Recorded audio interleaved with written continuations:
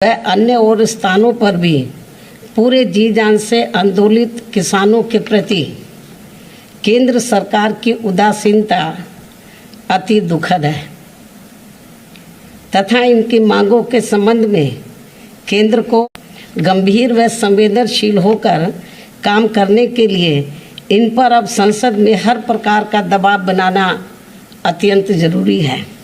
साथ ही केंद्र सरकार की गलत आर्थिक व अन्य नीतियों एवं कार्यकलापों आदि से देश में बढ़ती बेरोजगारी के बीच खासकर पेट्रोल, डीजल व रसोई गैस आदि की कीमतों में लगातार हो रही वृद्धि से व महंगाई के आसमान छूने से भी अब लोगों के सामने काफ़ी दिक्कतें व मुश्किलें आदि खड़ी हो गई हैं। इस पर भी केंद्र सरकार की लापरवाही से जनता काफ़ी त्रस्त है। इतना ही नहीं बल्कि देश में कोरोना पीड़ित परिवारों की मदद व तेज़ गति से टीकाकरण आदि के संबंध में भी सरकार ने घोषणाओं की बाढ़ तो खूब लगा दी है, किंतु उन पर सही से अमल नहीं होने से भी देश की जनता काफ़ी ज़्यादा परेशान है। ये भी अति गंभीर व चिंता की बात है। बीएसपी के सांसद इन सभी खास मुद्दों को गंभीरता से उठाने के साथ ही अन्य और भी जनहित व राष्ट्रहित के ज़रूरी मुद्दों पर अपनी पूरी तैयारी के साथ अपनी बात संसद में ज़रूर रखें। ये इनको पार्टी का निर्देश भी है। इसके अलावा जहाँ तक आबादी के हिसाब से देश के सबसे बड़े प्रदेश अर्थात उत्तर प्रदेश का सवाल है, तो यहाँ की जनता वर्तमान में चल रही भाजपा सरकार की खराब कानून व्यवस्था व इस सरकार में जातिगत एवं धार्मिक द्वेष की भावना से लोगों का हो रहा शोषण एवं उत्पीड़न, बड़े पैमाने पर हो रहा शोषण एवं उत्पीड़न आदि किसी से छिपा नहीं है, जिसके तहत अब इस सरकार में यहाँ अपर कास्ट समाज में से खासकर ब्राह्मण समाज तो बहुत ज़्यादा दुखी है, जिन्होंने पिछले विधानसभा आम चुनाव में बीजेपी के बहकावे में आकर इस पार्टी को बढ़ चढ़कर एक तरफा अपना वोट दिया था और इनकी पूरे 5 साल के लिए सरकार भी बनाई। ये सब आप लोगों को मालूम है। हालांकि इस मामले में मुझे उत्तर प्रदेश के खासकर दलित वर्ग के लोगों के ऊपर नाज है, गर्व है,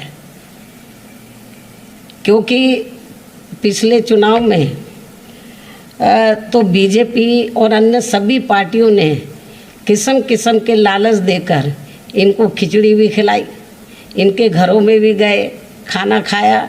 इनके साथ कांग्रेस के नेता वो सर के ऊपर तसला रखकर वो मिट्टी और वो रोज मिट्टी या अन्य और सामान जो है तो वो भी लेकर खूब घूमे।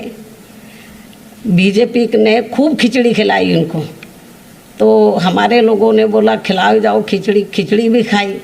खूब इनके बीच में नाटकबाजी की, हर किस्म के हथकंडे इस्तेमाल किए, दलितों के बीच में गए, पैसा भी बहुत फेंका, लोग बताते हैं, लालच दिया इनको और मीडिया के माध्यम से खूब इनके वो खिचड़ी भी इनको खिलाई, अपने साथ बैठाकर खुद भी खाई, इनको भी खिलाई। मतलब चाहे अपने घर से ही खिचड़ी बनाकर क्यों ना ले गए हों, दलितों के हाथ की बनी खिचड़ी इनको ज़्यादा पसंद नहीं होती है, तो लेकिन खिचड़ी भी खूब खाई। यही नाटक बीजेपी के साथ साथ कांग्रेस ने भी खूब किया। लेकिन अच्छी बात ये रही कि अभी तक यूपी में जितने भी चुनाव हुए हैं, चाहे पिछला विधानसभा का आम चुनाव हुआ है, तो ये लोग इनके बहकावे में नहीं आए, बीजेपी के, कांग्रेस के, अन्य किसी भी पार्टी के बहकावे में नहीं आए और एक तरफा अपना वोट इन्होंने बहुजन समाज पार्टी को दिया।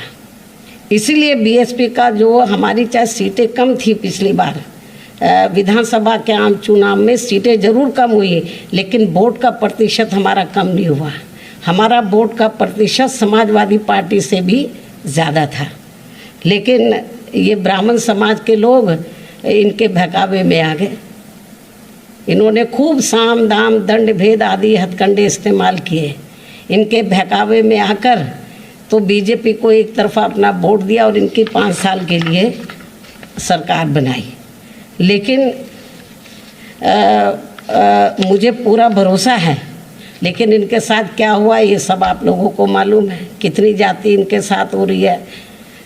लेकिन मुझे पूरा भरोसा है कि अब ये ब्राह्मण समाज के लोग इस पार्टी को यानी कि भारतीय जनता पार्टी को अपना वोट देकर वे आगे इनकी सरकार बनाकर इनको अपना ये जो भी पिछला चुनाव हुआ, मुझे पूरा भरोसा है कि अब ये ब्राह्मण समाज के लोग जो इन्होंने पिछले चुनाव में इनको इनके बहकावे में आकर अपना वोट देकर इनकी सरकार बना दी थी पूरे 5 साल के लिए, अब वो पछता रहे हैं। लेकिन अब मुझे पूरा भरोसा है कि अब ये लोग इनके किसी भी प्रकार के बहकावे में नहीं आएंगे। ऐसे में लेकिन फिर भी ये लोग फिर हथकंडे इस्तेमाल करेंगे बीजेपी के लोग इनको गुमराह करने के लिए, ताकि ये वोट बीजेपी के पास बना रहे ब्राह्मण समाज का। फिर किस्म किस्म के हथकंडे इस्तेमाल करेंगे। तो ऐसे में अब इस समाज को, खासकर ब्राह्मण समाज को फिर से ये जागरूक करने के लिए कि प्रदेश में अन्य सभी समाज के साथ साथ इनका भी हित हर मामले में हर स्तर पर बीएसपी व इस पार्टी की सरकार में ही केवल सुरक्षित रह सकता है। और इसका एहसास कराने व इनको सन 2007 की तरह फिर से बीएसपी में जोड़ने के लिए इसी महीने 23 जुलाई से मेरे दिशा निर्देशन में बीएसपी के राष्ट्रीय महासचिव व राज्यसभा सांसद श्री सतीश चंद्र मिश्रा जी के नेतृत्व में इनकी धार्मिक भावनाओं को भी ध्यान में रखकर ये अभियान अयोध्या से शुरू किया जा रहा है। मुझे पूरी उम्मीद है कि यूपी के ब्राह्मण समाज के लोग अपने मान सम्मान व सुरक्षा तथा अपनी तरक्की आदि के लिए फिर से बीएसपी से जुड़कर इस बार अपनी सर्व समाज की लोकप्रिय सरकार जरूर बनाएंगे। और इस बार ये लोग भारतीय जनता पार्टी के किसी भी बहकावे में नहीं आएंगे, किसी भी हथकंडे के बहकावे में नहीं आएंगे, बल्कि दलितों की तरह ये अटल रहेंगे। और अटल रहकर जैसे सन 2007 में इन्होंने हमारी बात को माना और बीएसपी के साथ जुड़े हमारी सरकार बनाने में पूरा इन्होंने सहयोग दिया, वोट भी दिया तन मन धन से पूरा। लेकिन हमारी सरकार जब बनी तो हमने इनके हितों का हर मामले में हर स्तर पर पूरा ध्यान रखा। लेकिन अब वो पछता रहे हैं, इनके बहकावे में आ गए। दलित लोग इनके बहकावे में नहीं आए तो बहुत इन्होंने हथकंडे इस्तेमाल किए, कितनी यात्राएं निकाली इन्होंने, तो रथ भी कई निकाले इन्होंने, बहुत नाटकबाजी की। लेकिन मुझे अपने दलित वर्गों के ऊपर पूरा नाज है, दिल से नाज है, गर्व भी है कि ये लोग टच से मस नहीं हुए और बीएसपी के साथ खड़े रहे। तो मैं ब्राह्मण समाज से भी यही उम्मीद करती हूँ कि इनको कितना परखोगे, कितना आजमाओगे। इनको आजमा लिया आपने 5 साल पहले, कांग्रेस के ज़माने में भी ब्राह्मण समाज ने इनको आजमाया, अब इन्होंने भी और भी पार्टियों की सरकारों में आजमाया, अब बीजेपी को भी आजमा लिया। कितना आजमाओगे? अब इनको तिलांजलि देनी चाहिए और बीजेपी के बहकावे में ना आकर तो सन 2007 की तरह बीएसपी से इनको जुड़ना चाहिए और दलितों से प्रेरणा लेकर, चाहे कितना भी इनको लालच दे दे ब्राह्मण समाज को, कितना भी बहकाने की कोशिश करें, जैसे दलित लोग गुमराह नहीं होते हैं, बहकावे में नहीं आते, ऐसे इनको भी बहकावे में नहीं आना चाहिए।